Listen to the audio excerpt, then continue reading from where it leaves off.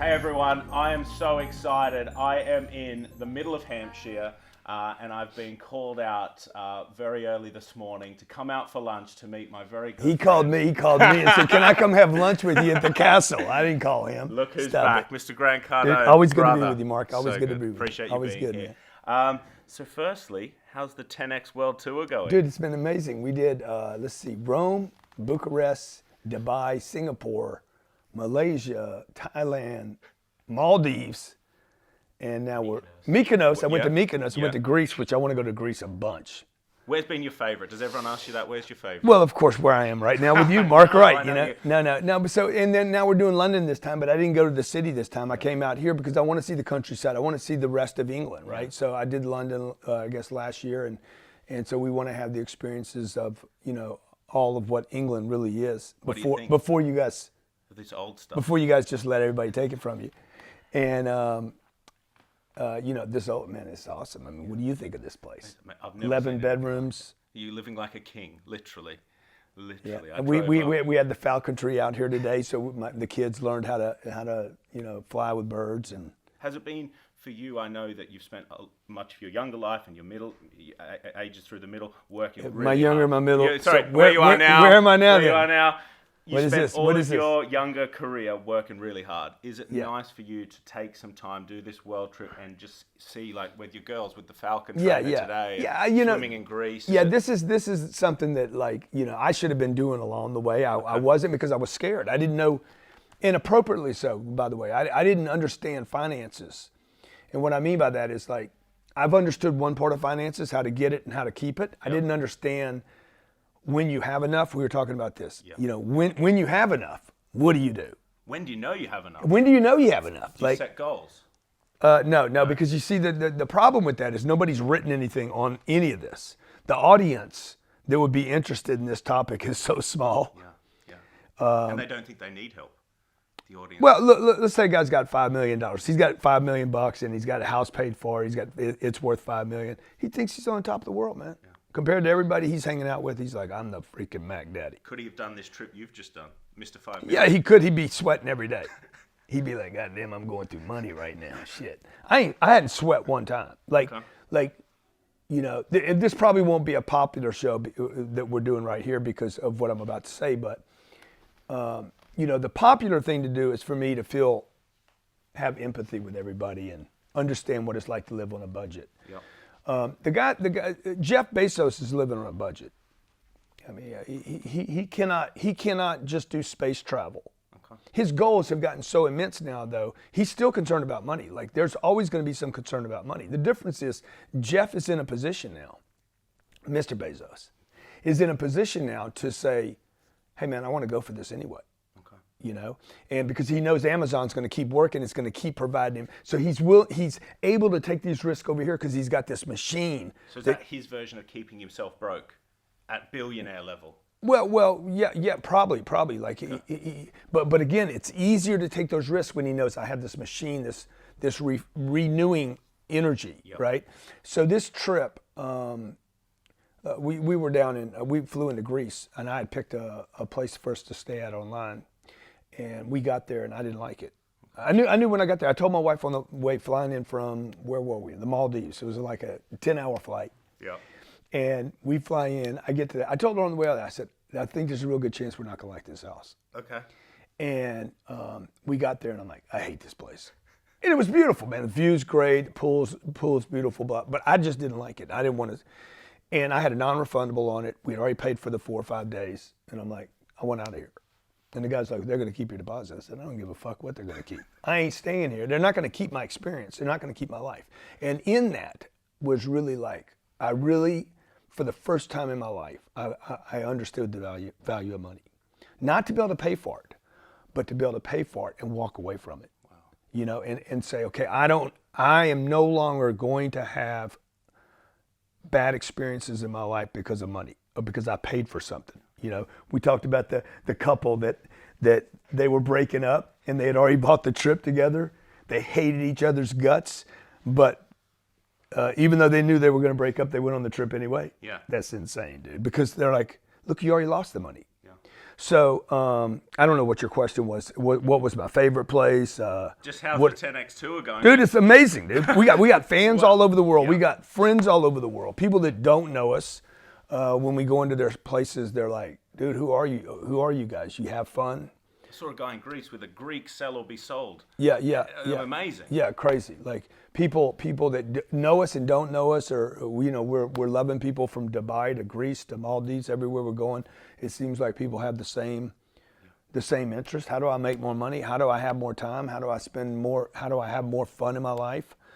And particularly at the top of the food chain, if you will, the guys like yourself are saying, okay, what's that jet cost to run around for 30 days, dude, to go wherever you want? What are these? What does a place like this cost? And you know what? It doesn't really matter as long as you can pay for it, and that's the goal. The goal should be get yourself in a position, no matter how difficult. Get yourself in a position where you can take your kids for 7 days out to the country here and have the birds come in and go shooting and buy experiences. So I have many business heroes, and you're one of them. And I follow you on Instagram, and I wonder if a lot of people are thinking like me, are you working on this trip at all? Like, is it just... What do you think? Well, I know you, and you're always working. I'm always working, dude. All I see is in the pool, we're not on vacation. We're not on vacation. We're on location. How much are you working in a day? Give me an example. What's work for you when you're on these world trips? Yeah, so I told Elena the other day, I said, it's very, very important we do interviews everywhere we go. Okay. Everywhere, every city, every country. We're getting ready to go do Australia. I'm already putting out, I got 60 days before I get there. I want to be slaughtered with podcasts every day and interviews because, number one, that's good for me. It's good for the audience. I can help build other people's audiences. Yep. It's what I would want if I was trying to get some known. So it's a win-win like that, but it's also a win-win for me with the Internal Revenue Service. Because I hate paying taxes. So I try to document as much work as I possibly can. Yep. So that, what's up, gangsters? Well, April got taken by the creepy bathroom. She got taken by what? The creepy bathroom. Oh yeah, good. See, I mean, this is what's worth it, right? This is what's worth it. Okay. Creepy bathrooms? No, to be able to have these experiences with these guys. Because later. You want to experience creepy bathrooms? Yeah, dude, get out of here. So like this is now the question is, will the Internal Revenue Service in the United States allow me to write this whole trip off because my kids are with me? Okay. As long as they're working too. Yeah. Then we're all good. And then the girls are homeschooled? They're being homeschooled. Amazing. That costs money. Okay. Now this is what I always wanted to see. Yeah. I'm like, how does Lord Sugar live?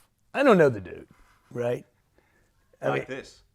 Oh yeah. But does he go where he wants, when he wants? Is he enjoying his life? He works very hard. Yeah. He works very hard, but he's never in one place. So he spends 4 months a year in America. Most of the time on his boat now. He has a really big boat. Yeah. He spends most of his time on his boat, and then a few months shooting The Apprentice. But he lives a pretty luxurious life. But not moving as frequently as you, but he's always around. Yeah. But he works really hard. Yeah. He's on emails from 6 in the morning till 11 o'clock every night. Yeah. But I was up till midnight last night working real estate deals. So because I got a time change over there, these guys are calling me at midnight. We're doing a deal. I'm doing it from there. They're like, hey, where are you? I said, what does it matter? Let's do a deal. Then I'll tell you where I am. Do you get guilt? Well, I know. Lord Sugar told me about this. At 5 o'clock, if he's not in the office working at 5 o'clock on a Friday, he feels guilty in his stomach. Yeah. If you're in the pool in Singapore in Marina Bay Sands, do you get a bit of guilt thinking, I could be doing a deal right now? I mean, obviously Lord Sugar doesn't know how to use a telephone. He doesn't know how to use a mobile phone or something, I guess. Whatever. I'm fucking, dude, I'm in Thailand. Yep.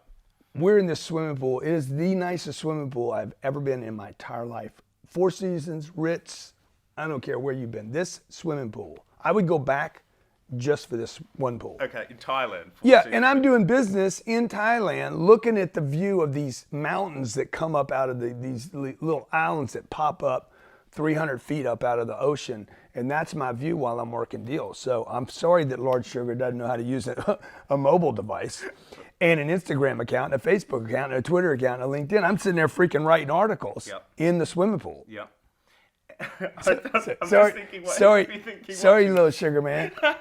And what about, so you obviously see value in the stuff we're doing here, podcasts, reaching out to new audiences. Yeah, of course. What about if you've got no audience? What if you're starting out in business? Dude, get guys like me and you on your show. Yeah. You know, when I go online and say, hey, I'm going to Sydney, here's the dates. Yeah. Email Kayla, Yeah. Kayla@grantcardone.com. Yeah.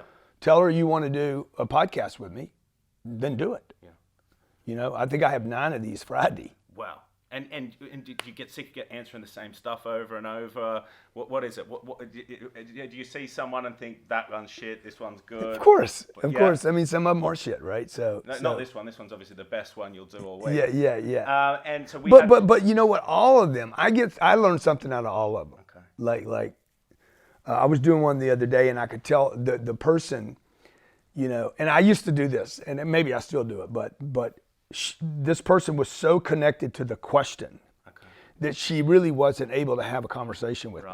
So she was so committed to, I got to get through these questions, which were thought of before the event, and then the event happens, and something always changes, you know, and it's something I always tell myself before I go on stage. Hey, be prepared, know what you're going to talk about, but dude, once this thing lights up, be willing to go wherever it goes. You know, because the place it goes might be better than the place you planned. I totally agree. You're a very easy interviewer because you can speak on a lot of subjects. But what are you passionate about now? What in your business is exciting you right now on the world tour? Well, learning about these other businesses, like, you know, I got 14 little divisions right now, and we started the year with, I think, 9 businesses, added 5 in the first quarter. Cardone Ventures, I'm interested in starting to partner with other people. And that's like an application process. People bring you ideas. Yeah. You're doing $2 million a year and you want to go to 20, or you're doing 20 and you want to go to 200, or you're doing 200 and you're like, I got a $2 billion business idea here. Then I want to find out can I lean into that, put my shoulder on it, put my name on it or in it. We partner. I give you the lift, the muscle, the courage, the maybe some money. Wow, that's really cool. And then and we see if we can both make a bunch of money. Now, so that I'm passionate about that, because that would allow me to leverage. I'm interested in anything that would allow me to actually 10x myself. Okay. And I can't do that without people. So that's one thing. The real estate, obviously, I talk about real estate every day. So there's a Cardone capital flag on top of this castle. As you drive in, you can see it for a kilometer. Yeah, so I'm interested in Cardone Capital because I'm going to, you know, this is going to be probably the biggest challenge in my life. Is going to be putting something together. Yeah. The victory here is not just money for me. Yeah. It's going to be that I cracked. Okay. I cracked some of the largest institutions on the planet. You know, and so whether that's who's some of the big institutions here. Well, we're the same. J.P. Morgan, Barclays. Yeah, Barclays. I'd love to crack Barclays. Lloyd's. I'd love to freaking whack Lloyd's of London. You know. And by the way, if they're watching right now, they won't even resent me saying that. They're like, yeah, shit, crack us.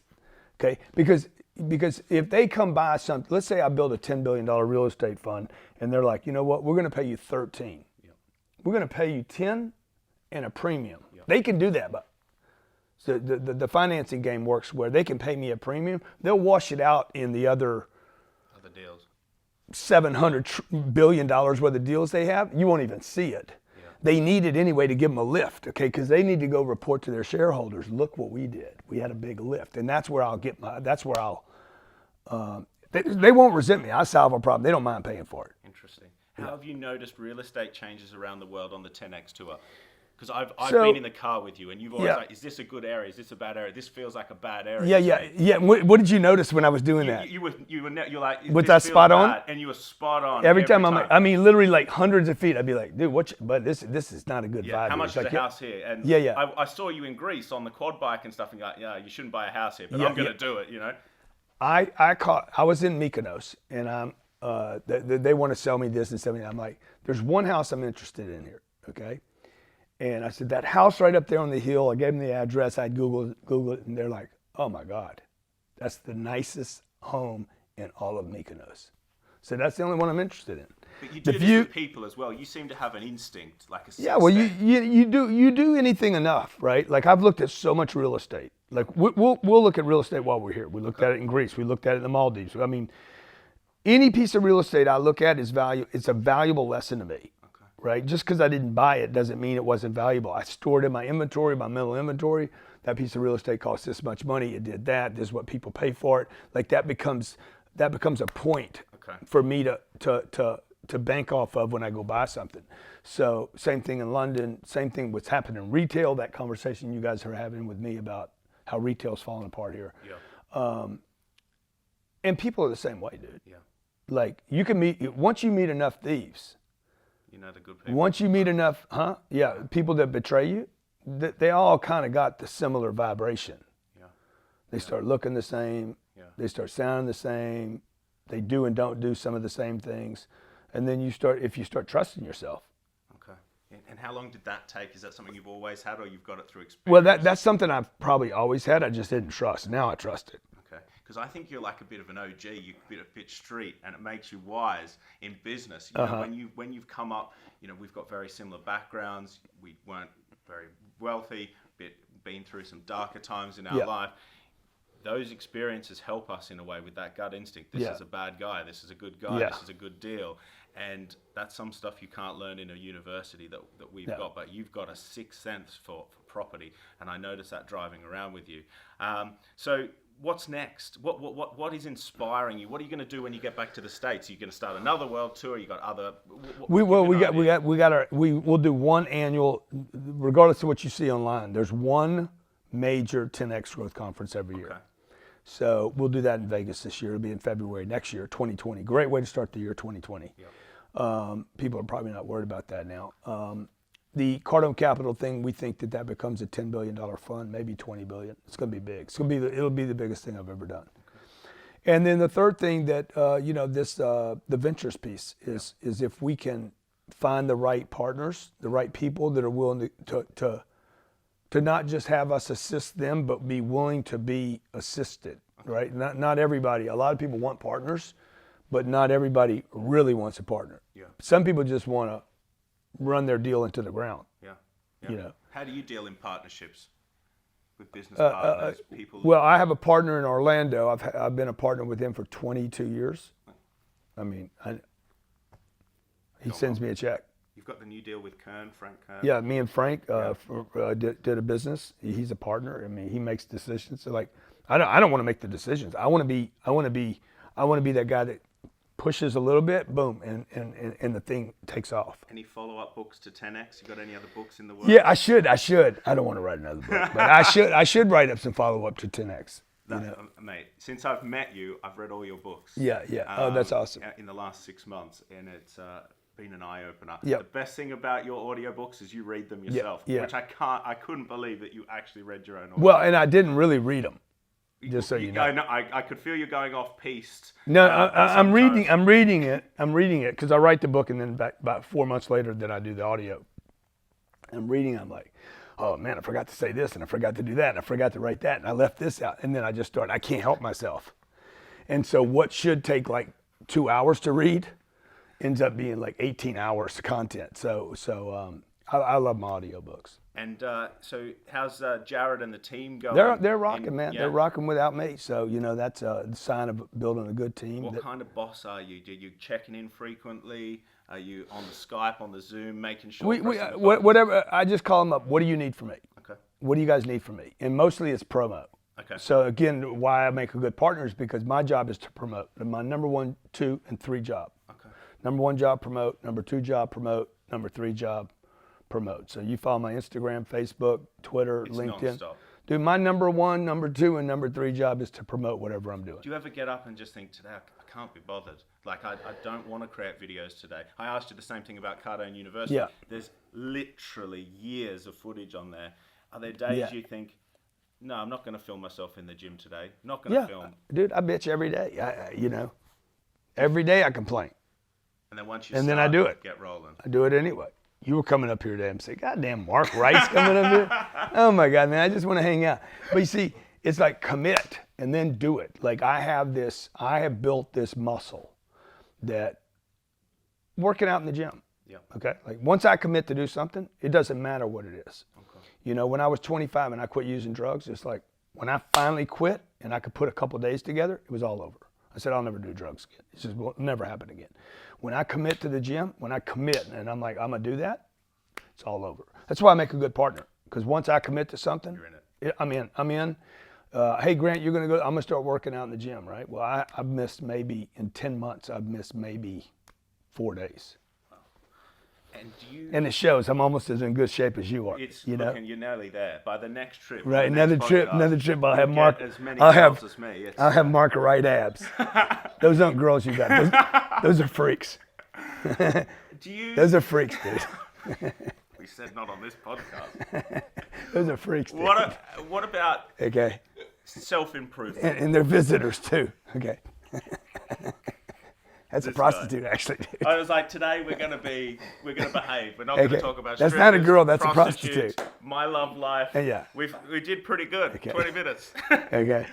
So we've talked about you're a self-improvement man. And just because they're cross-dressers doesn't mean they're girls. You know that, though. You told me once, That's stay that funny- out of the strip clubs, Mark. He said to me on stage, Didn't I? he goes, stay out of strip clubs. I'm just saying, dude. Right, so on a serious note, being on your jet changed my life. Yeah, tell me From about it. a Tell me. motivational point of Tell view. me. Tell me. I've read books, I've been to seminars, I've met inspiring people. Sitting in that Gulfstream 550, life changer. And hearing Lanny come back, you guys ready to make some noise? Yeah, guys, you ready to make some noise? No seatbelts. I don't know if we should say that. Oh, for We were- sure, no dude. safety Okay, announcements. for sure. No safety announcements.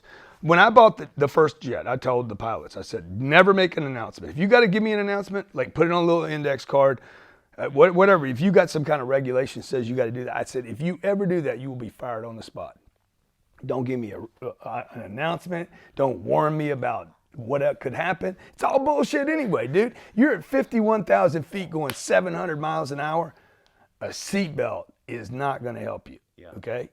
And I mean, maybe it'll keep you from bouncing on the ceiling or something, but if you're going down for the big crash, Yeah. look, knowing where the life raft is, I don't think there's one case of anybody saying, we fell out of the sky 7 miles, I feel pretty good today. and I found the life raft Yeah. was still intact. Yeah. Okay, I think the whole plane's going to come apart. So, yeah, no announcements. No. Did we serve you? We had Did you get champagne, peanuts? No, you got champagne And instead. I'm sorry. Voss water. Yeah, And I was just yeah. happy about the water. It Yeah, was yeah. Well, you didn't just sit on the plane. I mean, you flew with me. we went up to Scotland. Yeah. I've never been more motivated to be successful as I got off that. And you were dropping business bombs the whole time, and it was very inspirational. But what about people that see you and think, yeah, but I'm just never going to get there? Like, it's just, what's a jet, $50 million? Yeah. How do you even start preparing yourself for that? You're probably not. You're probably not going to ever get there. I mean, I wasn't even thinking about it. I wasn't thinking like this. That was my problem. My problem was I never even thought. I guarantee you 10 or 15 years from now, I'm going to be like, damn, I still underestimated what I could do. So I've just underestimated. The biggest regret I have in my life is simply not having this even as a plan. Not thinking about, man, I'm going to go spend 30 days. This trip's probably going to cost us $500,000 without the plane. So in a month. Okay. I never thought, I'm going to spend $500,000 to travel with my family and see 10 countries and live in luxury and have a chef and have everything I want. No, nobody tells you about this, dude. I spent 17 years in schools learning how to count, multiply, divide, geography. I did geography, but I never knew where the Maldives was. Yeah. Like what was the point of 17 years? I borrowed money. I borrowed hundreds of thousands of dollars to read books that have not even assisted me in my life. Now, it would have been much more beneficial had back in the day of the Platos and the Aristotles and those guys were teachers that inspired what you could do, what was possible, to dream and think big, right? And today we don't get that. There's nobody saying, hey, you know what? You could buy a Gulfstream. It's going to cost $50 million. It takes $3 million a year to run it. You need 2 full-time pilots. The engines are gonna, at 5 to 7 years, will probably have to be replaced. But if you keep the plane for 35 years, it's going to go to salvage. So you spent $50 million and it's going to zero. And by the way, the 30 years will cost you about $90 million to keep the plane. You'll go through about probably 7 or 8 different pilots, a couple different engines, and it's still going to go to the salvage yard, and you're going to get no money, and it's still worth it. Wow. Do you wait? So all I'm saying is, like, nobody tells you that should be the target. What is our target? You need enough money to buy a house. Yep. That only benefits a bank. Yep. Okay. That jet didn't benefit the banks. Okay. As soon as I bought that jet, the banks were like, "Can I please lend you the money? Can I please lend you the money?" I said, "Why would you want to lend me money on a jet? Yeah. You won't even lend me money on a house. Yeah. Okay. They'll lend me money on apartments though. Yeah. So the banks want to lend people money on houses because it's a trap, and the bank makes 6% every year for 30 years. We're their business. Totally. So I would rather spend, anyway, people should just think about, what would it take if I didn't give up on my dreams? I think a lot of people are just giving up on their dreams before they even really identify what is the right dream to have. Yeah. What do you think, like, if your dad passed away when you were young? Yeah. What do you think he would say if he could come back now and see all this stuff you've achieved, your jet, your amazing family, the businesses you've built? What do you think he would say? I don't know. I didn't know. I was 10 years old when my dad died, so I didn't know him. But, he would be, he'd be, "Hey, man, can you take me on a trip?" I don't know. I don't know what he'd be most impressed with. He'd probably be most impressed with Elena. He would love Elena. Okay. I mean, the jet and the money and all that stuff, that's one thing. But you got to have somebody to share it with. He would love my wife. He would love the kids. And my dad, I didn't know this until I was 45 years old. My dad wanted to be rich. I didn't know that until 35 years after he had died. Wow. Nobody had ever told me that. And he wanted to be rich. And so he would probably say, "Hey, wow, this is amazing what you've done and built. And how'd you do it?" And, I don't know. He was successful in his own right, but he couldn't have done this.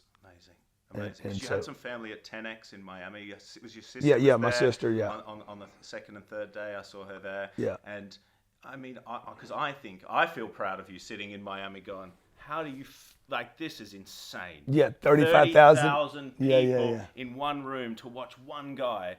It's just crazy.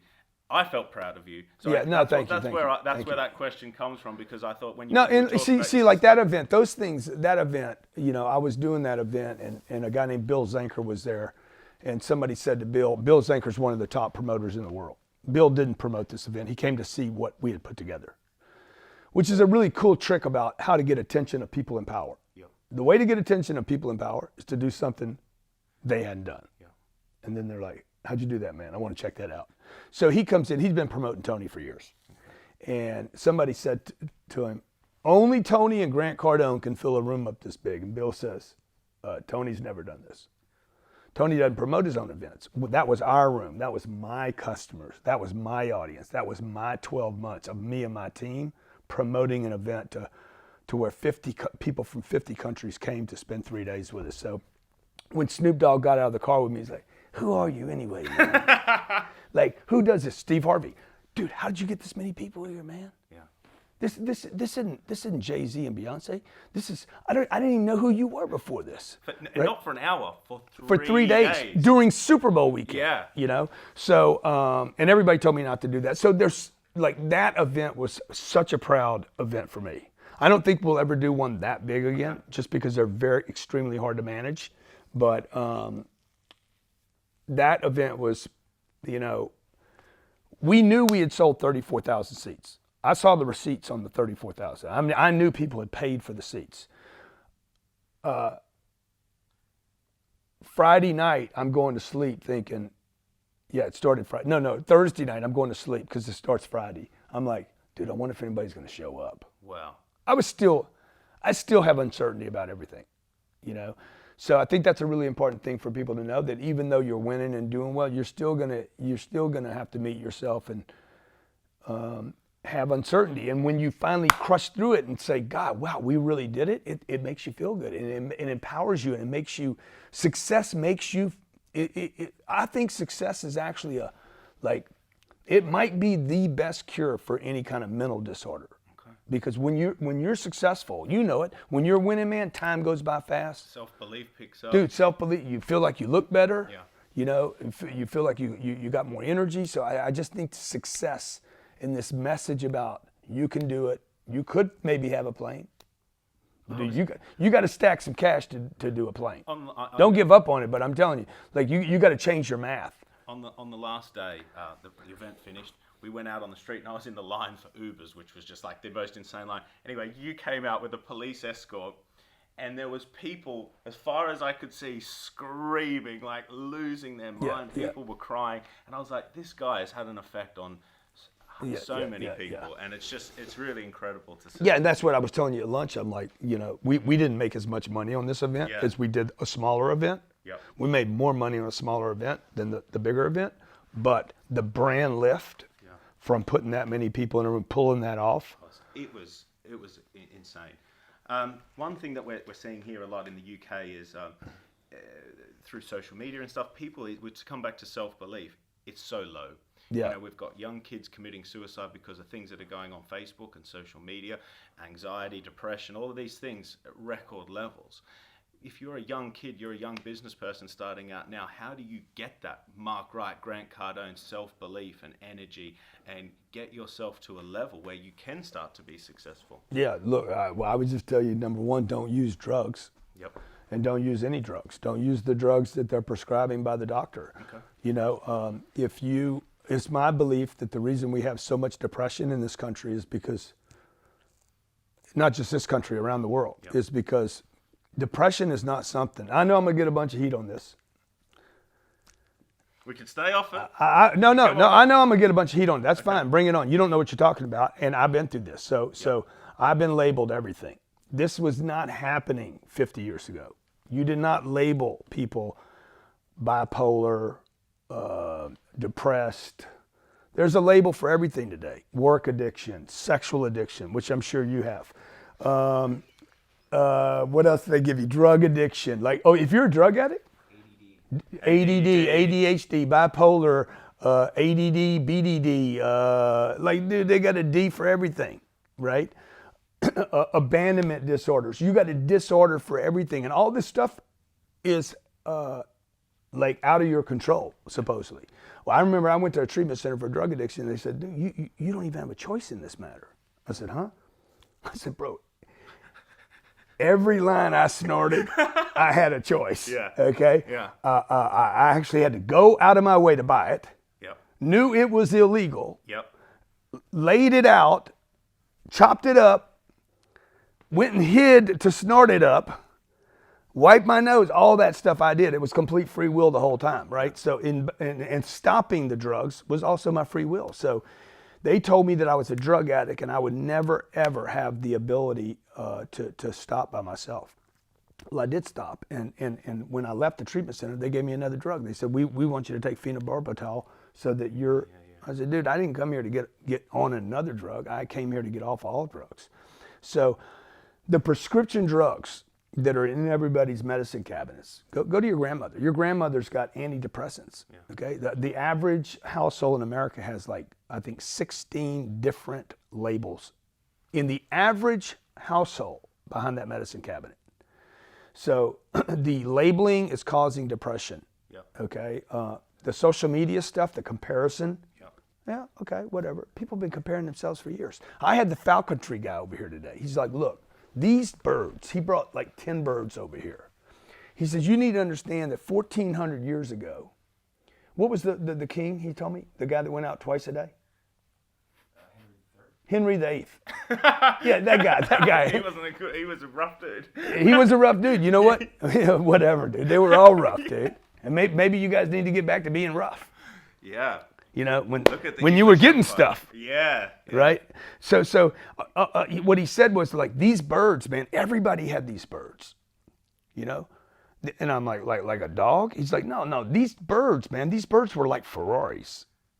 Okay? Every family had them. They were like the Lamborghini. You didn't have a sign of wealth. A sign of, but it was also, they weren't competing with the birds. He says, these birds were a sign of Every child had a bird.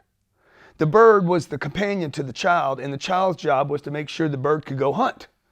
Like, people were doing stuff. People were doing stuff outside. Imagine every day going out and hunting with your bird, you know, and the bird, boom, go get it, come back, okay? That you can start having that kind of relationship. What do we do today, man? You got control of your phone. You're watching me and Gary and whoever else pops up on your, Cardi B pop up on Instagram, and it's so random. It's like you see Ryan Secco in his plane taking selfies. Yeah. You see Mark Wright talking. You see this guy talking about real estate over here. Pops up this guy, you know, pornography hits you in the face. Dude, you're getting hit by so many different things today, and then you're like, I'm depressed. Yeah, you're depressed. You sat in the same place for 2 hours and didn't do anything. And as much as you guys see me posting stuff, what you don't see is what he sees. What the people around me see is how much I do. Yeah. And I'm surrounded by people that push me to do more. I got rid of everybody in my life that was telling me I was doing too much. That is the cause of depression, okay? I'm accelerating the Ferrari, and I got somebody wanting to put a foot on the brake. That's depress, the acceleration, right? That's code for, I want to do something super, and mommy says, no, you don't want to do that, it's a risk. Or the wife says, no, we don't need all that. Let's just be happy. Or the husband says, why do you need Chanel? Why can't you just be happy? You know, if you have people in your life that are trying to depress your accelerator, you are going to experience depression. Because the first time I met you, I said, I'm really stressed. I got some stuff going. You said, no. You're stressed because something in your life. You got somebody, not something. It's never a something. It's a somebody. I love that. And you got somebody telling you work too hard. You got probably some chick you're dating. No offense to the women, by the way, because the women have the same problem with the guys. Yep. Okay. You got some girl she's insecure in herself. Yep. And she wants Mark to fill up her vacuum. Yep. Okay. And the only vacuum you want to fill up is between her legs. Okay. And so, and she wants her whole soul filled up because she's broken. Yep. And the reality is, no whole person can fill up a broken person. Typically, what happens is two broken people end up getting together and think that they're gonna become one whole. And they don't fix themselves. No, dude, that's 250% people do not make 100. Yeah. They make a quarter. Okay. And what has to happen for that is you got to have a person that wants to go out and accomplish their dreams, meet another person who wants to accomplish their dreams, and figure out how to get those two different individual dreams on the same path. So Elena supports me. Ryan Secco, dude, that guy doesn't want me not working. He knows, him and Elena know that if I'm not working on some obstacle, something where there's a challenge, they know I'll want to consume everything up in the neighborhood. I become T-Rex. Let's eat everything. So, I thought T-Rex was not a carnivore. T-Rex will eat everything. Now, I dared myself to ask you this question today because since meeting you, I've read all your books, and the one thing that comes up consistent, so I normally am covered in cologne, but not today. I can hate cologne. Because I've heard that you I hate it.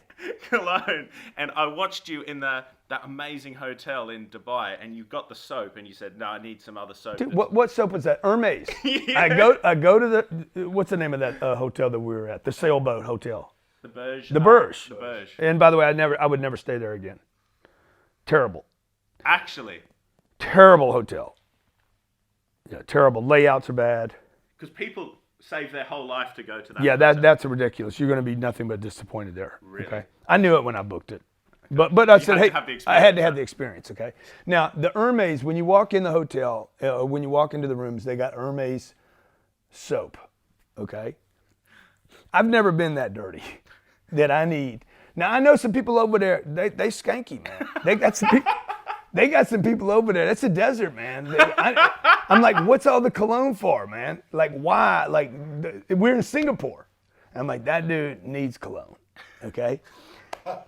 Cologne would be better than the BO, but it's the same as Phoenix, Arizona too. So this okay, all right, I've got it. But you know, it was like the amount of perfume. I don't want perfume on me. Right, and I don't want it on you either, because then it distracts me. I'm smelling your perfume rather than who's Mark, right? It just, for me, it's a terrible thing. Like if you work in my company, everybody knows there, dude, do not wear cologne in front of that dude. Yeah. And I'm not allergic to anything. I have no allergies. It's not like I'm allergic. I don't want it. Have you got any other weird hang-ups like that, like the cologne thing? Showing up on time bothers Showing up me. on time. Time on time. Okay. Yeah, that bothers me. Okay, what about dress? I'd rather people show up early. Okay. I don't really care how people dress too much. I prefer the way he's dressed than a T-shirt thing. You know, I think the T-shirt thing's overplayed. Because I've seen Cardone University. You started in 3-piece suits. Oh, well. And as you got richer and more successful, I now see you on Cardone's own hoodie, flat cap. No, you on. don't see me in the Cardone zone like that. Well, where I mean, Cardone University. You see me in the Cardone zone. Yeah. But as Well, you those are got podcasts. Those are live richer, podcasts. older, you're getting more comfortable, or is that just my perception? I still would prefer. I think I'm still trying to figure out me too, right? Okay. So, but I would still prefer. We always talk about this. Okay. You know, if I'm doing on stage, I know that it's better for me to be in a shirt and a jacket. Got it. Doesn't have to have a tie, but that's even better. Being dressed can never hurt you. Okay. You know, I don't think this is going to hurt me. Yeah. But being dressed it is not going to hurt you. Real estate, on the other hand, the kind of real estate that I'm doing, you can dress any way you want. I mean, you're buying a. I negotiated. What was that deal last night? $70 million. Yeah. I mean, 67 million. They don't care. They don't care if I got clothes on. You know, they're like, whatever. Dude, you got the money or not? Like, and they're looking at the contract. That's your dress. Mm-hmm. And we're doing it. 12-hour time change and across the world.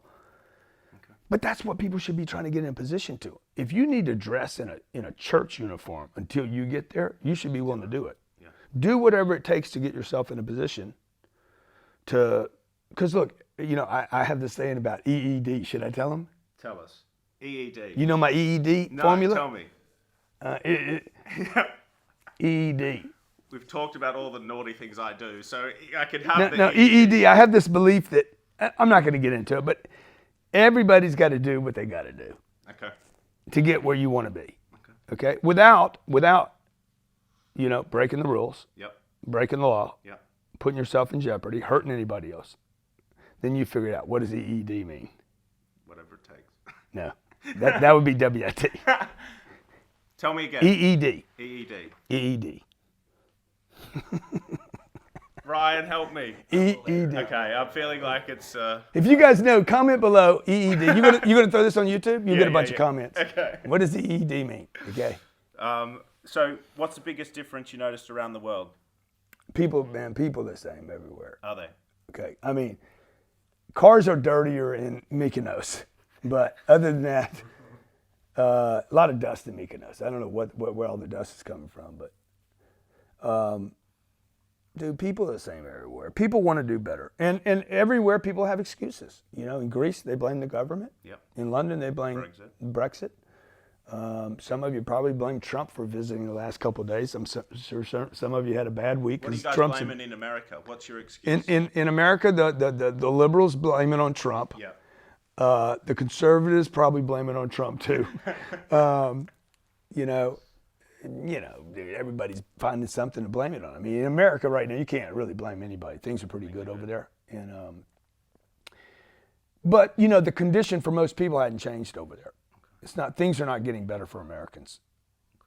And is that because it's within themselves? It's too easy to survive in America. It's because people are following the advice of the people in their group, rather than looking to the top of the food chain. You should only get your advice from the top of the food chain. And I don't mean Lord Sugar. I mean top of the food chain. Okay. Even me. Don't study me. Study Coca-Cola. Okay. Study Netflix. Study Amazon. Study top of the food chain.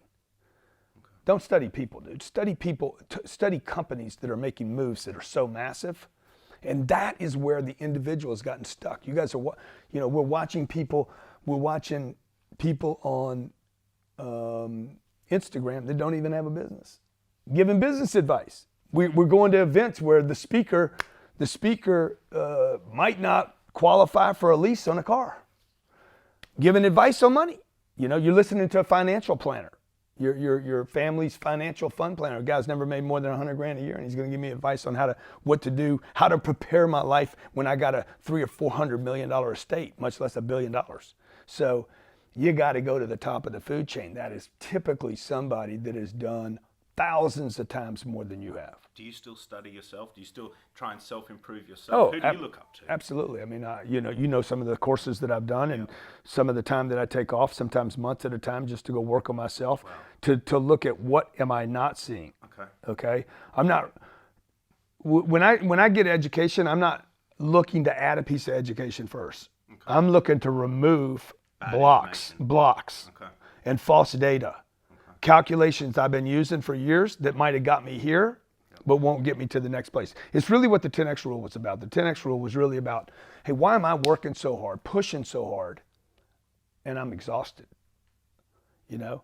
And the reason I was exhausted all the time is because I was pushing and working. I was doing that part of I had the work, the push, the effort part of the formula, but I was operating with intelligence that was suited just for that. It wasn't, oh, dude, all I got to do is put a rock right there and get the leverage. Yeah. You know, I wasn't using intelligence. I just kept using effort. I was missing intelligence. And so if you're missing intelligence, what you do is you keep pushing, right? And I needed to get rid of some stuff because my calculation was I just need to push harder. Yeah. So I was pushing on the wrong thing. Pushing on the wrong stuff. I was pushing on stuff that didn't work anymore. Yeah. So in 2008, like literally, like because of some of the courses I've done, I was able to see, dude, this business doesn't even work anymore. Yeah. We were talking about Blockbuster. The retail stores. I had a business in 2008 that didn't work anymore. I blamed it on the economy because of the crash. Yeah. But the reality is, I had a vehicle that there's no way it was going to go anyplace.